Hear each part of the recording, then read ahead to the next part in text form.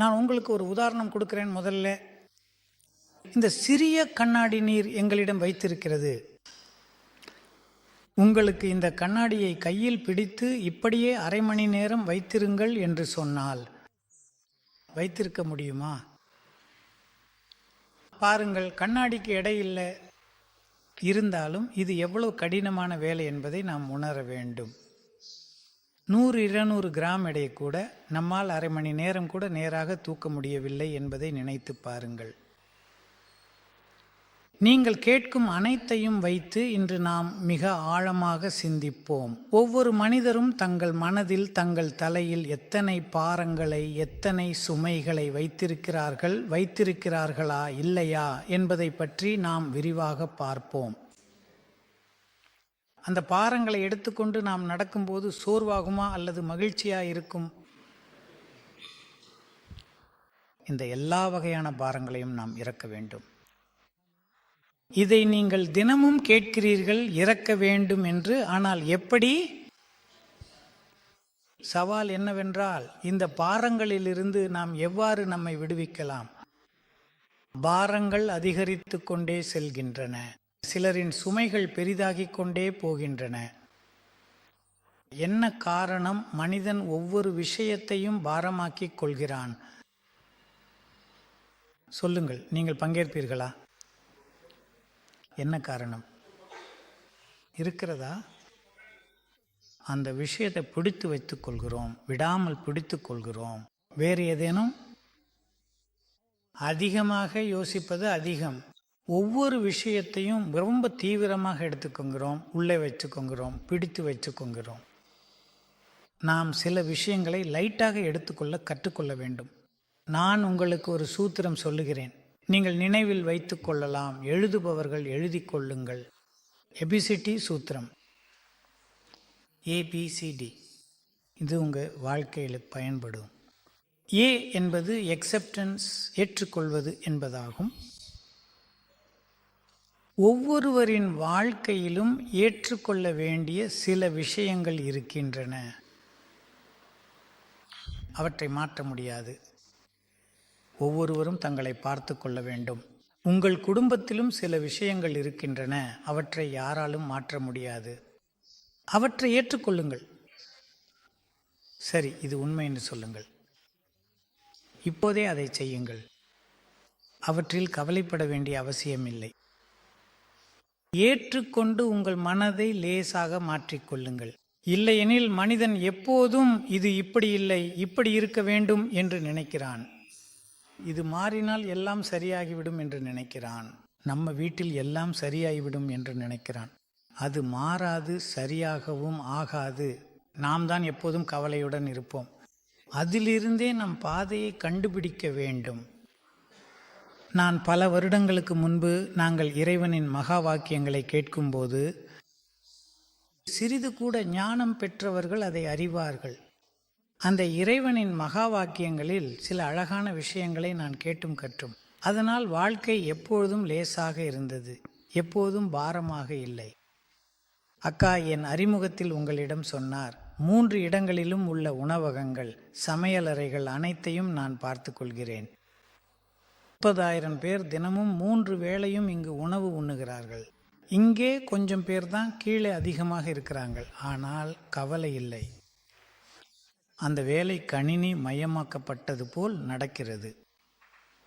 உணவு குறைவாகவும் இல்லை, வீணாகவும் போகவில்லை. என்ன காரணம்? இது என் விஷயம் அல்ல. மனம் லைட்டாக இருந்தால் புத்தி சரியான முடிவுகளை எடுக்கிறது. மனதில் சுமை இருந்தால் புத்தியின் முடிவுகள் குழப்பமாகி நாம் தவறான செயல்களை செய்கிறோம்.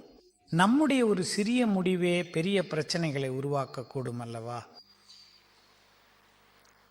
ஏற்றுக்கொள்வோம். உங்களை லைட்டாக வைத்துக் கொள்ளுங்கள்.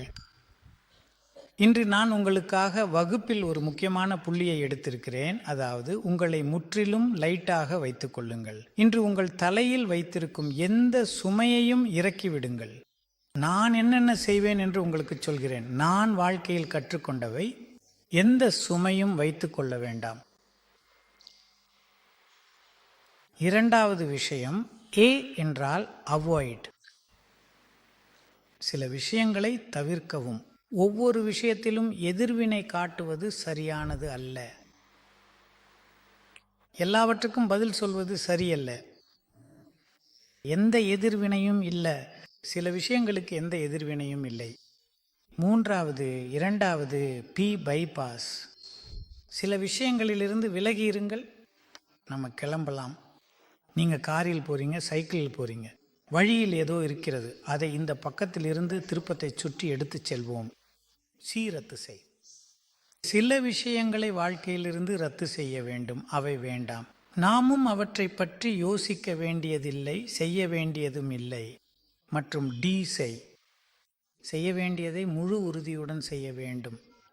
பலர் செய்கிறார்கள், ஏமாற்றம் அடைகிறார்கள், பிறகு மாற்றுகிறார்கள், பிறகு புதிதாக ஏதாவது செய்கிறார்கள், மீண்டும் ஏமாற்றம் அடைகிறார்கள்.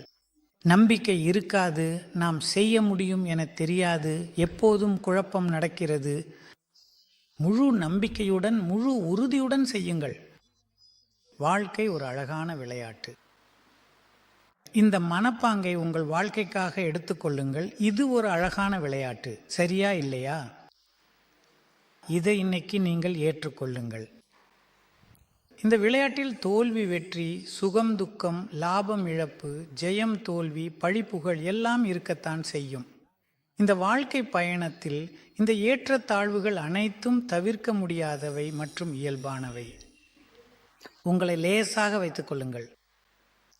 எவ்வளவு சக்தி வாய்ந்த அணியாக இருந்தாலும் எப்போதும் வெல்ல முடியாது. ஒரு மிகச் சிறந்த நிபுணர் பேட்ஸ்மேன் கூட சுழலில் டக் அவுட் ஆகிவிடுவார். வாழ்க்கையில் எல்லாமே நடக்கத்தான் செய்யும். ஒரு நேரம் தோல்வி, ஒரு நேரம் வெற்றி, ஒரு நேரம் லாபம், ஒரு நேரம் இழப்பு, ஒரு நேரம் பழி, ஒரு நேரம் புகழ். ஆல் இவை நடக்கும்.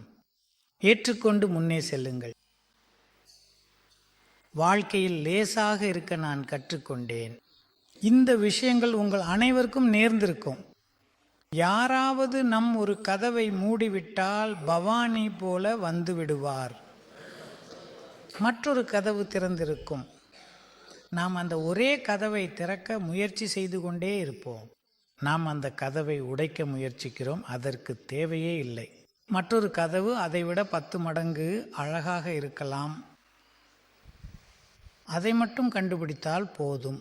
சிறிது பொறுமையுடன், அவசரப்படாமல், மனதை எதிர்மறையாக மாற்றாமல், கவலைப்படாமல், இவன் என் வழியை தடுத்து விட்டான், இவன் என் வாழ்க்கையில் தடைகள் ஏற்படுத்தி விட்டான், இவன் என் பகைவர், நான் இவனை பெலாம் பழிவாங்கி காட்டுவேன்.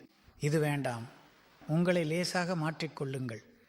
இதை செய்வதனால் நீங்கள் மிகவும் லேசாக, எளிதாக ஆகிவிடுவீர்கள்.